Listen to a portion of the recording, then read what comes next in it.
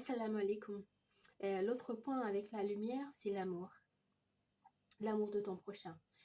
Oui, je vous ai dit, avec la lumière, tu as les visions, tu as la connaissance, tu acquiers des compréhensions qui sont incroyables. Donc, et dans ces compréhensions, elle te donne aussi les étapes dans lesquelles tu es passé, où tu as eu, par exemple, des blocages dans ton cheminement, ce qui t'a empêché d'aller là, ce qui t'a détourné du chemin, et quelquefois, ça peut être des êtres humains, volontairement ou involontairement. Par exemple, ça peut être un sorcier dans ta vie. Donc, et tu as les personnes.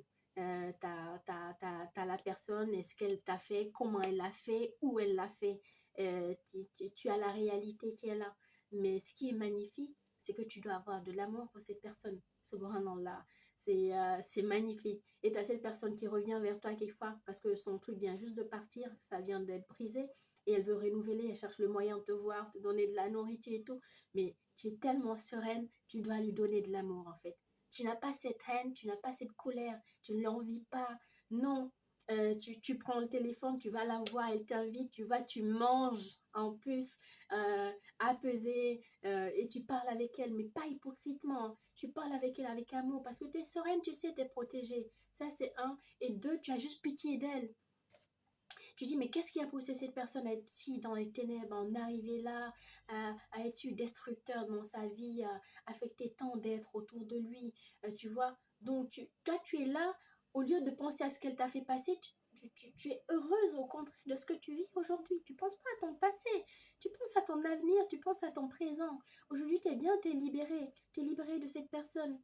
Donc, et tu sais, le retour à l'envoyeur. Donc, tu as de la peine pour cette personne avec tout ce qui va lui revenir. Mais oh, tu pries pour ces êtres. Tu parles avec eux, tu leur envoies de l'amour et encore de l'amour et encore de l'amour de façon sincère. Et quand tu es seul chez toi, tu fais des prières. Tu t'arrêtes, tu fais des prières pour les gens qui ont voulu te tuer et t'éliminer dans ta vie. C'est pas magnifique ça? Il n'y a que la lumière d'Allah qui peut apaiser les cœurs à ce point. Il n'y a que la lumière d'Allah qui peut t'aider à atteindre cet état-là.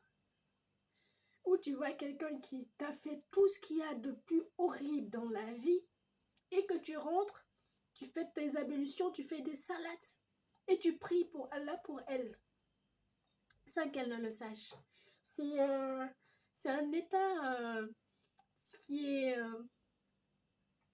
tellement apaisant, tellement bien de donner de l'amour même à ton pire ennemi et chercher au contraire à ramener cette personne vers la lumière en te disant oui, elle a été comme ça. Mais moi, mon cher Sinachir, il m'a pas vu comment j'étais avant. Il n'a pas cherché tous les péchés que j'ai fait, toutes les conneries que j'ai fait dans ma vie. Il m'a donné la lumière sans chercher à savoir ce que j'ai fait. Alors moi aussi, aujourd'hui j'ai la lumière, alors je ne dois pas chercher à savoir ce que l'autre m'a fait. Non, au contraire. Donc au lieu de chercher ça, je dis non, c'est fait, c'est Allah qui lui a donné l'occasion. Mais justement, c'est parce que ces combats qui m'ont poussé là, à aller chercher au plus profond de moi pour remonter vers Allah. Donc à mon tour, c'était je veux tirer cette personne. J'ai eu droit à une chance, même si je n'étais pas dans cet état-là comme eux. Mais eux aussi méritent d'avoir une chance.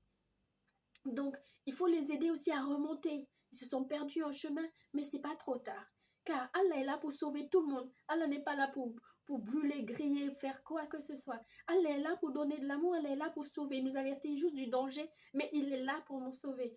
Alors, si Allah accepte mon pardon, je dois donner le pardon. Assalamu alaikum.